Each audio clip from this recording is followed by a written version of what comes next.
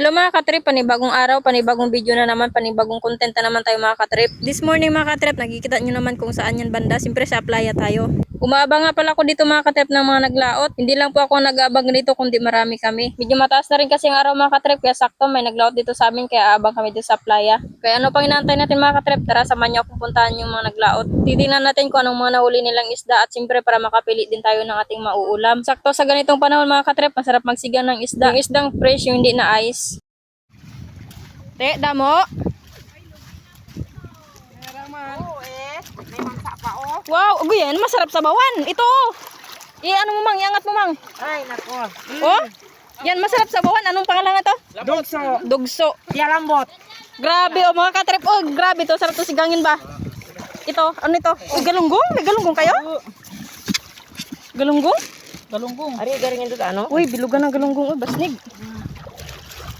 Grabe to mga katrip yung huli nila. Oh, wow, kadami oh. Fresh na fresh. Uy, may mga lupa oh. May di mamsa oh. Saan? Ayun oh. Malaki? Uy, may mga mamsa. Ayun oh. Tanggalin mo ba? May mamsa pa mga katrip. Oh, grabe talaga. Ang nakauli niyan mga katrip, ito siguro yun oh. Yung... Ayan oh. Tanggal na ba? Ano kimi? Lagyan mo dito maganda yan Ano yan? Janitor fish. Ano yan maganda ito ano nga bubukon. Janitor. Kadaming huli oh. Yan mamsa oh. Yan. Maganda sigangin talaga oh. Masarap. Oy, bakit ito may ano oh? Tamain ng ganso. Gansa? Oh. Ayan mga 4 kilos, di ba? Ano yung suno? Mga 4 kilos. Oh, ito si Papang. Shout out Pang. Shout out mo magkaway-kaway ka dali.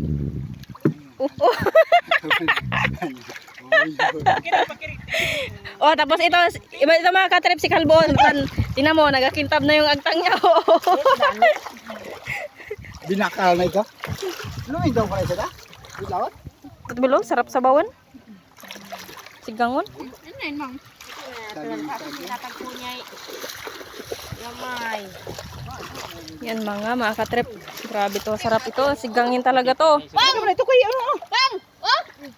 May pirasa sang kilo. Ay tawbo, maalban bete. Ano yan? Tag 110, 120 pisi di ano. Bitilya?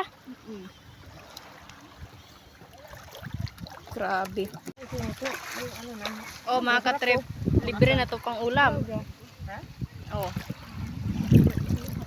Ito ah. Basa ang isinya ano niya, taman. Ito dapat yan ipialang mo. Ano ko talaga yan? Ano mo mang? Ito na ako ni. Aga, Ari yun. ito pala palang mo. Ayaw. Sudah ambat mastil. Ito pa oh. Di pagi. Uy, delikado pala to ano yan. Ano yung mga tawag ito? Ito kay ano ito 1 pira yang kilo. Uy. Hawakan ko sana mga katrip yung isda na mamsa ba yun? Mamsa. Talagang To. Hawakan ko sana mga katrip kaso parang delikado. ano siguro Baka masugat yung ating daliri ang kamay. 4 kilos. Mga 4 kilos yan mga katrip, estimated lang. Ha? Ay, basta mamalagpag. Kasugat ng kamay daw. Oh, shout out kay Wonder Auntie mga katrip. I-follow niyo. I-follow mo na. I-follow mo na. I-follow nyo na sa Facebook mga katrip at saka sa YouTube. I-subscribe mo na siya doon na. Abangan ka namin doon mga katrip ha. Ano ba ito live? Hindi. Dalang-dang. Grabe ba? Wala na yung mangsa. Oh, ito na yung mamsa oh. Mangsa, mga katrip. Sarap to sigangin. Puti anit ano? Bato. Bato. Maramig. Saan na ba ito? Saan naman nila?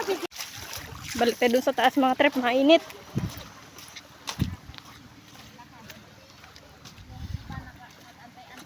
Sarap, maganda dito tambayan mga katrip oh.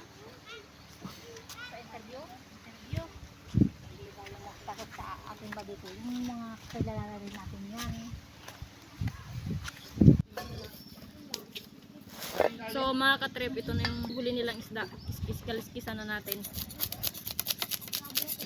Sigangin namin ito mga katrip. 8 grams nga pala nabili namin mga katrip, bali 2 piraso na isda. Dahil medyo makalam na ang aming tiyan dito mga katrip, kaya bilisan natin mga liskis dito na isda. Ganito pala dito sa amin mga katrip, kapag may naglaot, siyempre maraming nag-aabang kabili ng isda pang ulam. Sa inyo ba mga katrip, magkano yung kilo ng isda dyan sa inyo? Dito kasi sa amin mga katrip, kapag tigdilim, halos bagsak presyo ang isda dito sa amin. Minsan yung kilo ng galunggong mga katrip, abot 10 piso ang 1 kilo. Nakakasawa din minsan kung puro galunggong na lang yung ulam. Kaya itong isdang kinakaliskisan ko mga katrip, hindi na pinalampas si mamang eh. Sarap daw to sigangin eh. Tapos dito na rin kami luluto sa tabing aplaya mga katrip, dito kami kakain mamaya. Nakakamiss din yung ganito eksena mga katrip, kakain sa labas. Nakakasawa na rin kasi yung kung puro lang din sa loob ng bahay eh. Kaya kayo mga katrip, outing din kayo ng pamilya nyo sa labas. Total, pabakasyon na rin at siyempre summer. Siyempre mas maganda sa labas kumain. Ito na nga mga katrip, natapos ko nakaliskisan yung isda at saka nahiwa. Siyempre pagkatapos nun, hugasan natin, lilinisan natin yung ating hiniwa na isda. Nakailang hugas din ako sa isda mga katrip. Ayaw ko kasi yung may something blood pang naiiwan sa tubig. Magkukos kasi yan ng lansa mga katrip kapag atin itong niluto. For the last final sa paghugas ng isda mga katrip, ito na clear na yung tubig. Kaya pwede natin itong lutuin. Dahil dito kami sa playa mga katrip magluluto. Siyempre dala namin yung aming portable kalan. Binili talaga ni mamang yung kalan na to mga katrip for outdoor cooking. Para kahit saan pwede naming bitbitin ito. At binuksan ko na nga pala dito yung kalan mga katrip. Sa pagsiga nga pala dito mga katrip ng isda ay siyempre nagpakulo muna ako ng tubig. At nung kumulo na nga yung tubig mga katrip ay agad ko namang inilagay ang isda. Siyempre mga katrip nilagyan ko na ng rekado niyan, sili, sibuyas, pati na rin asin at siyempre yung ating pampalasa. Para naman tulo pawis mamaya kapag hihigop ng sabaw. Kumulo na nga pala mga katrip ang ating sinigang. Siyempre dadagdagan natin ito ng pangpalasa. Gamit ko nga pala sa pangpalasa mga katrip ay magic sarap para mas lalong sa sarap. Habang hinihintay ko nga dito na kumulo ulit mga katrip ay siyempre babantayan natin baka aapaw yung sabaw. At nung kumulo ulit mga katrip ay siyempre maidadagdag tayo itong gulay pang patanggal lang sa ng isda mga katrip. At hindi lang lansa ang matanggal kundi dagdag sustansya din. Ilang sandali pa mga katrip ay luto ng ating sinigang. Pwede na tayong kumain. Tara kain tayo mga katrip. My favorite parts of isda mga katrip ay yung buntot. Oy mga katrip, kain na tayo ha. Ayan na yung ulam natin oh, yung sinigang ko kanina na isda. Sarap.